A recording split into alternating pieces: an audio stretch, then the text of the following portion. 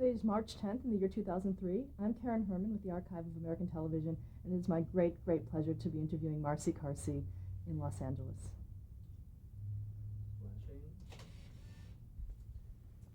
Okay, I'd like to ask you some questions about your early years and influences. The first question being, what was your name at birth? Marcia Lee Peterson. Any nicknames growing up? Marcy. Marcy. I grew up in Boston. Marcy. Where did you assume the name Marcy Carsey? When I married John Carsey. I didn't know you could keep your old name. It was in the 60s. I mean, who knew? So. Would you have? I didn't know you could keep your old name. Yeah, so, but would you have kept it?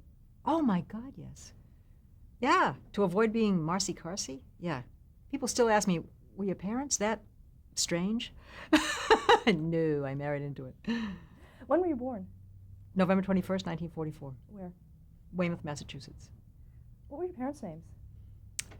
Rebecca Simons Peterson and John Edwin Peterson. Did they work? My father did. My mother didn't.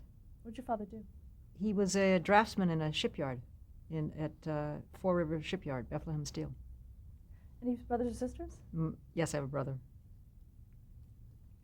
What were some of your hobbies growing up as a kid? My hobbies? Oh, God. I was such an odd little freak. I was a tomboy, so, I was always on a bike or climbing a tree or running around with a cowboy suit and a holster and a Hopalong Cassidy hat or, just that. And I was a television freak. I watched television all the time, whenever I could. I mean, favorite shows and, the whole thing. To be fair, growing up in Massachusetts, those winters were long, so there wasn't a whole lot else to do. What were some of your favorite shows growing up? Well, when I was a kid, there was a Friday night lineup that was great. I think Father Knows Best. I Remember Mama. Family shows I loved. And I mean, when I was a little kid, Howdy Doody and Pinhead and Foodini, which you've never heard of. It was a local show.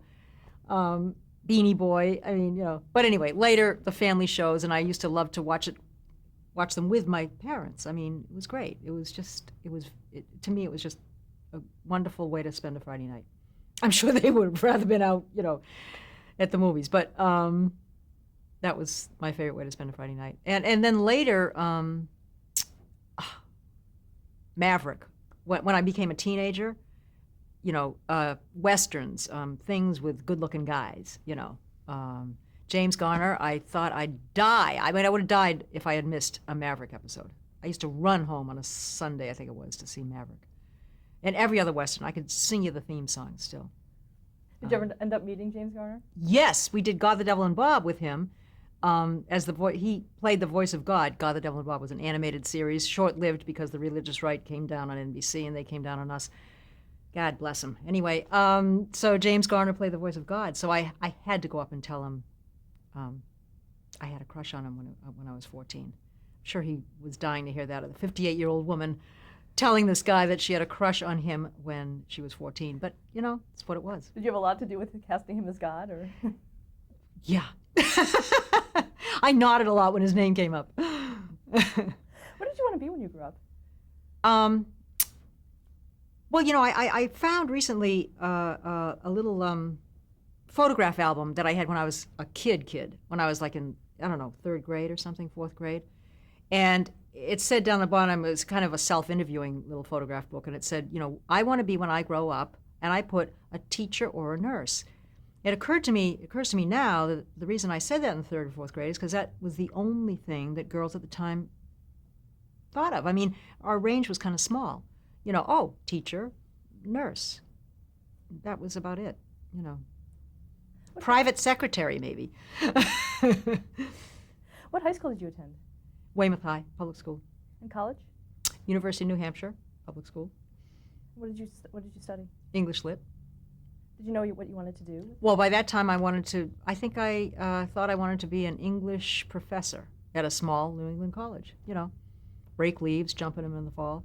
But then I got involved with the theater department too. So by the time I graduated from college, I think I sort of also wanted to be an actress.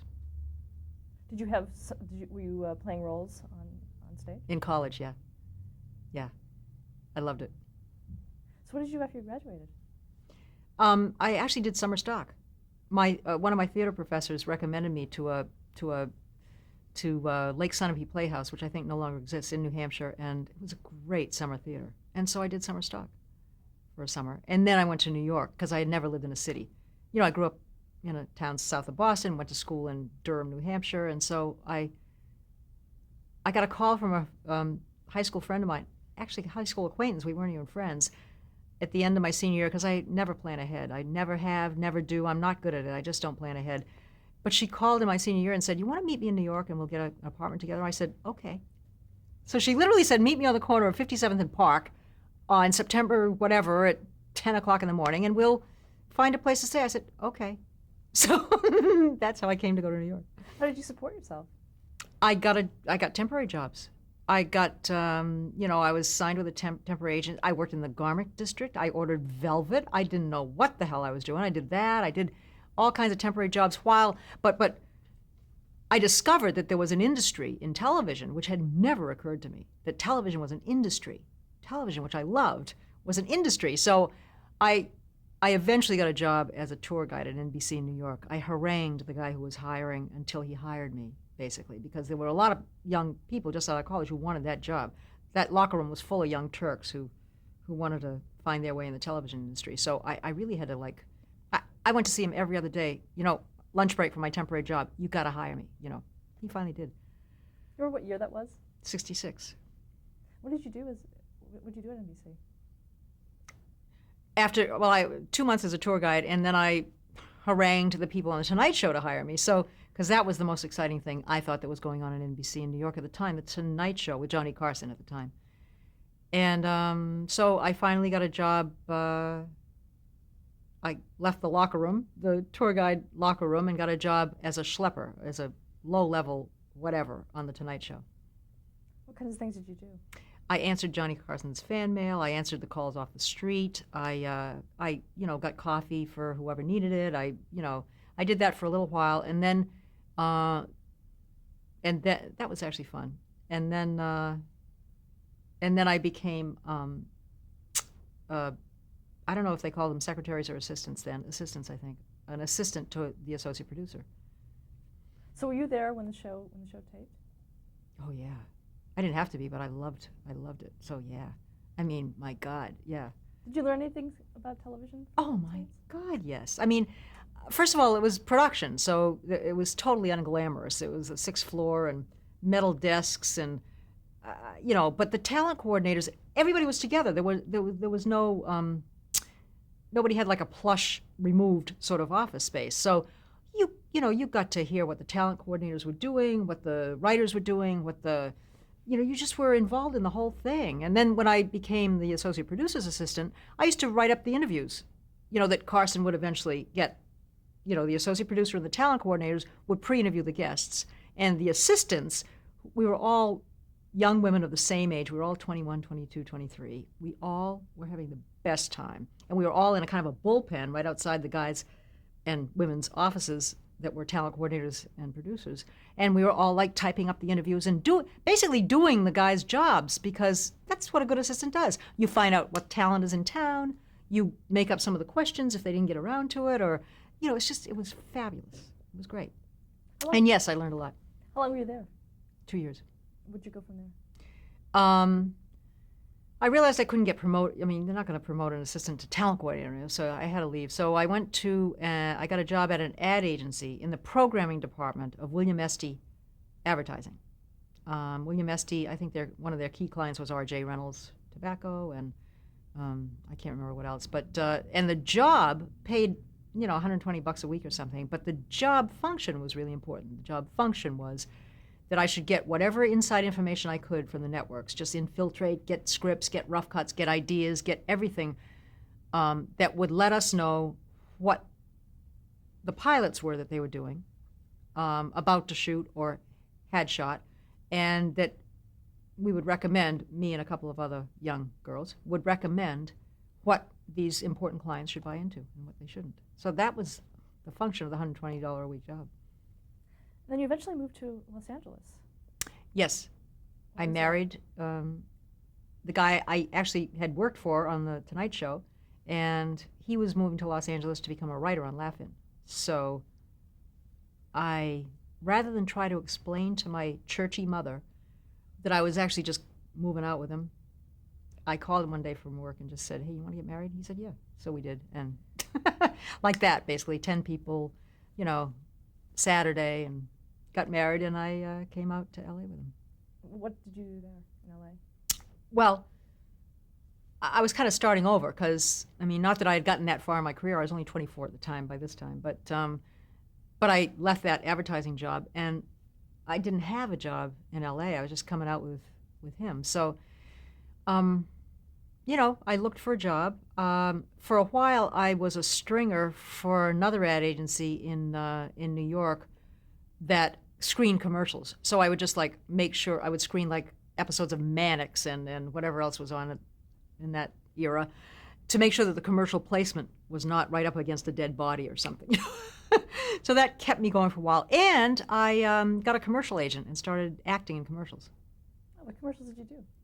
Oh, I did a Hollywood Park and a McDonald's and a Lipton Tea and a Right Guard, and it was fun. Were you sort of typecast? Was there a type that... I was a perky, my cross to bear, a perky, young, whatever, housewife or, girl who was romping through the fields with her date or whatever, but always perky. Now I'm a perky 58-year-old. How did you come to work for ABC in 1974? Well, I had a job. I had been working at Tomorrow Entertainment, which was a little production company that GE started before they ever had any dreams of buying NBC or a network. So it was doing very statusy, Emmy-winning movies for television. A War of Children, Autobiography of Miss Jane Pittman, Birds of Prey, really wonderful movies for television. And I was the reader and story editor, whatever, finding material for them.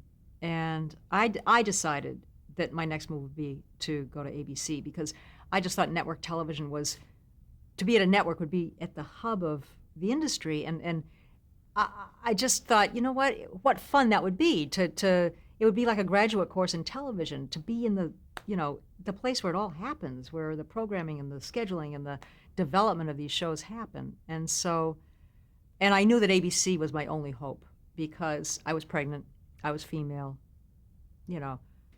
I was, by that time, 29 or 30. There was no way that the more staid and stodgy at the time, CBS or NBC, would ever hire a pregnant female, ever, in an entry-level job.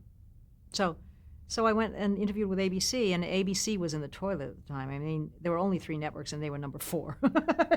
They were doing so badly that there were jokes, There were jokes about Patty Hearst, who had been missing. She had gone missing, the heiress who had gone missing with the SLA, whatever. That Patty Hearst is in hiding. The reason why nobody can find her is that she's starring in a show on ABC on Friday nights. So they hired me because they were desperate for creative, juicy, young people who, wanted to be there. Even when you were pregnant? Even pregnant. I interviewed with Andy Siegel, who was in charge of comedy programming, and then he wanted to hire me, but he had to clear it with his boss, who was Michael Eisner, who was head of West Coast programming at ABC at the time. And so and I told Andy I was pregnant, and then I had to tell Michael I was pregnant. You couldn't tell I was only 3 months pregnant. And I remember thinking, I'm going to blow this job, and I'm so sorry that I'm going to blow this job because I want it so badly. So I said, Michael, I got to tell you that I'm pregnant, and I'm going to have a baby in January. So I like the job that I have at Tomorrow Entertainment. If it's more comfortable for you, we can talk about this in February. And Michael, and I love Michael Eisner now, always, ever, because of this. Michael said, okay, my wife and I are having a baby too. Aren't we coming back to work afterwards? And I said, well, yeah, I think we are. And he said, well, why is that a factor? And he just dismissed the entire, I just adore him, and he hired me. So what were your duties? I was a program executive, which is the lowest level network job, which is kind of a liaison job between the network and the producers of whatever shows they have on the air. So you're assigned 3 or 4 shows. There's a few program executives, and you're assigned 3 or 4 shows, and you're the liaison. What were your shows? Do you remember? Oh my God, the first shows I was assigned were so bad. They were just so bad. There was an Aaron Spelling Firehouse comedy, and oh God, something with Karen Valentine playing a common cause lobbyist in Washington. The worst. And I said to Michael, okay, you've assigned me to 4 shows. All 4 of them are horrible, I said in my usual tactful way. And I really think they're going to fail. So does that mean that you're going to fire me when they fail? And he said, oh, no. By the time they fail, it'll be not my fault, not your fault. I mean, it'll be in the ether somewhere, the reason why they failed. Don't worry about it. And actually,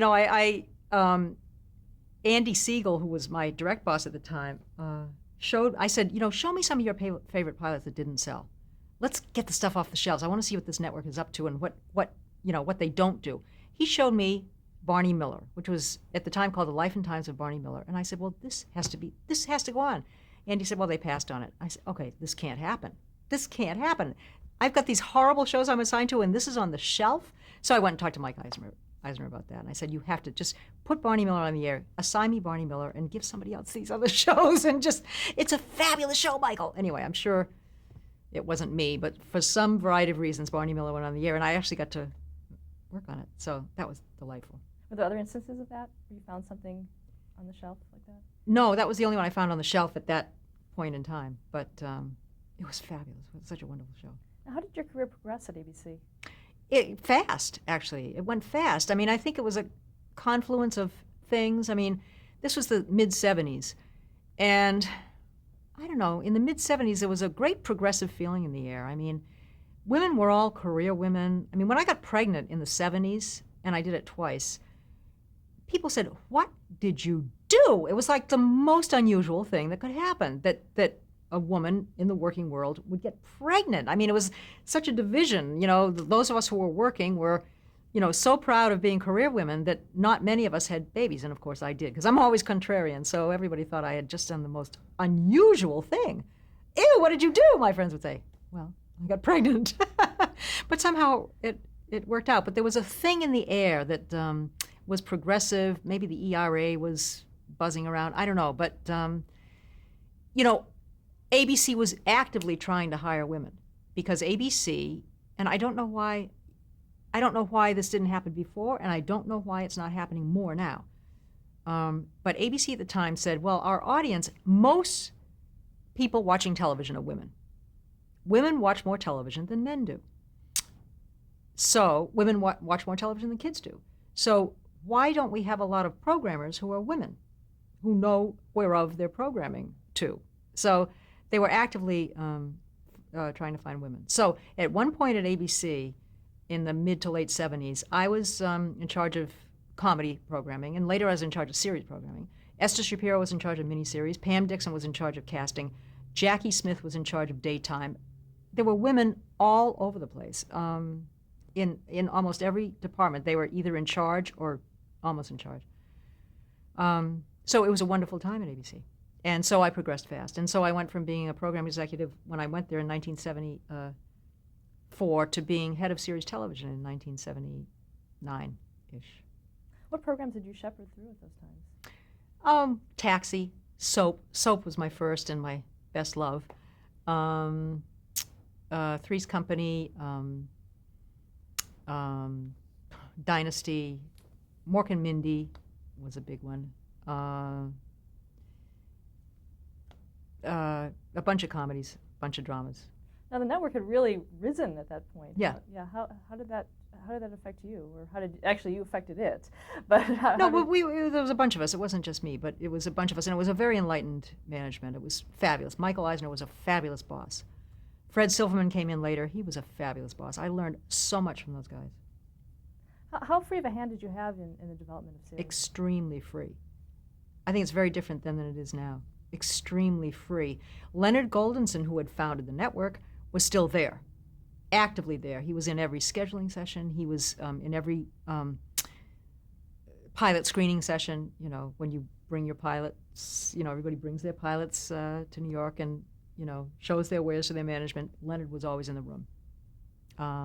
So And Leonard believed in pushing down the power. Leonard was a very sweet and kind and strong presence, and Leonard believed in a kind of an entrepreneurial approach to the people on the line in development, that they should be given the power to do it and encouraged to take risks.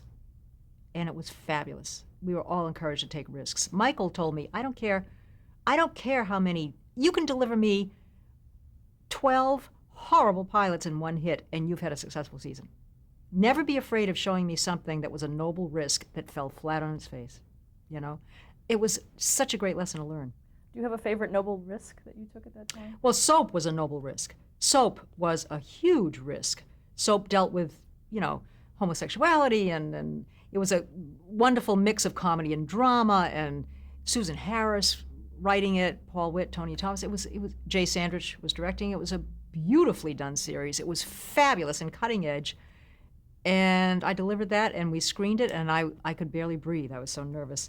And at the end of that screening, Leonard Goldenson, the first one to speak in the room, Leonard Goldenson said, well, we have to put this on.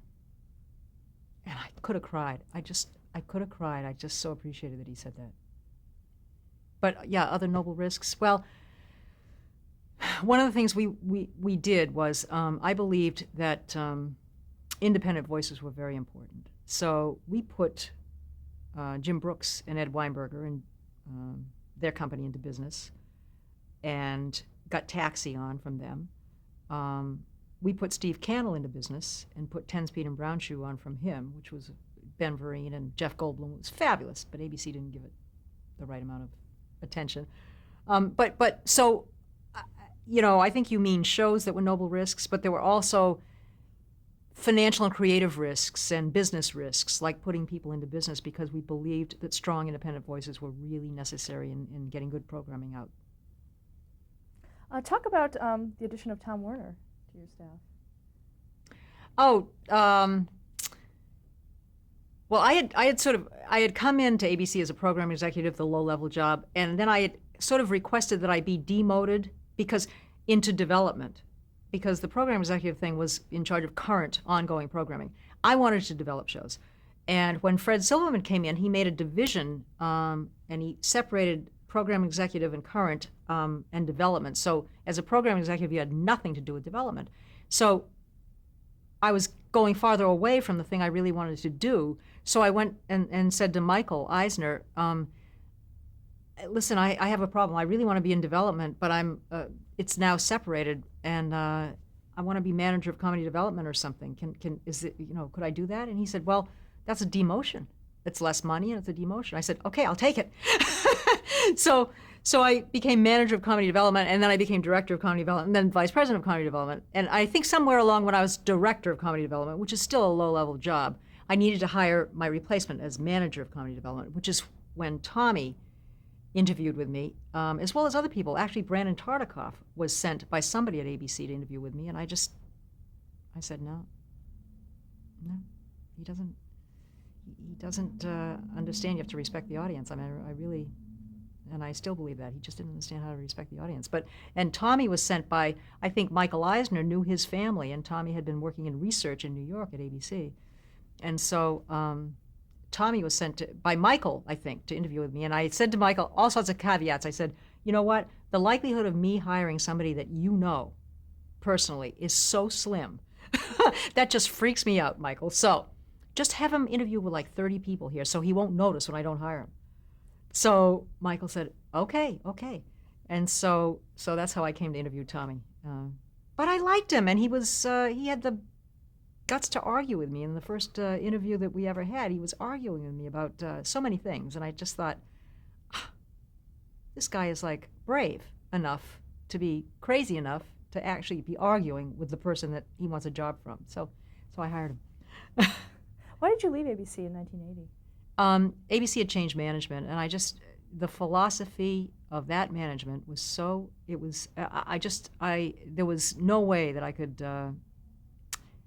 you have to work for people you respect, and I no longer respected the people I worked for. Michael Eisner had left, Fred Silverman had left, and the people who were in charge of programming and the people between us and Leonard Goldenson, who was still there, the people in between there were just, I don't know what they were thinking, but they were not thinking what we had been taught to think, which is you program with respect for the audience, with a knowledge that you have entrusted to you the public airwaves, which belong to the public. So you are in service of the public. And yes, we want to be profitable, and yes, we want to be number one in the ratings, but you better do it with a sense of respect and service to the audience. That's what I was taught by Leonard Goldenson and the people around him then. The people who came in later did not believe that or live that way or think that way, and I knew I had to leave. My husband actually said, you have to leave. They want you dead. Did you go to other networks, or did you right away want? I would have gone to another network. I would have loved to have gone to another network, or actually, I would have loved to have gone to Paramount. Michael Eisner was at Paramount, and he was trying to make a job for me somewhere, but he couldn't. There were too many people there that he would have to move out of the way. It just wouldn't work. So my only choice. There were no jobs at my level. I was head of series television. I mean, it was that or head of programming, and there were no jobs open at the other networks. So, like that. So my only choice was to go out and produce. Okay, and that's where we bring you and Tom together. But I would like to ask you a little bit about the Oxygen Network that you started. Well, Tommy and Karen and I were looking for other, with the collapse of the FinCEN rules, the future was not looking great for an independent production company. This was years ago. So we started looking for other ventures that in which we could use what we're good at and what we love to do in other related ways. So Oxygen seemed to be such a thing. And Jerry Laybourne we loved, and Jerry was starting this feisty little network geared toward women.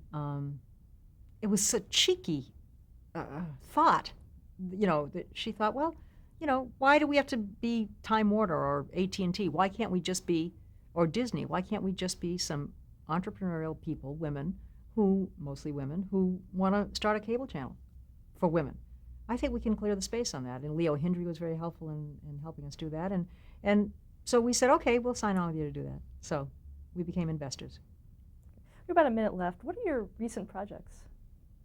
Well, we have all these pilots. That we're doing like 5 pilots for the fall, because this is really a key season. We need to get some more shows on. I mean, we just need to, to survive in this environment of being the only independent left, in this changed environment. So we're doing 5 pilots. We have a show with Whoopi Goldberg, which Bonnie and Terry Turner are doing, which I hope goes for a variety of reasons. I mean, for so many reasons. I love Bonnie and Terry. I love Whoopi. And it shoots in New York. I get an excuse to be back east.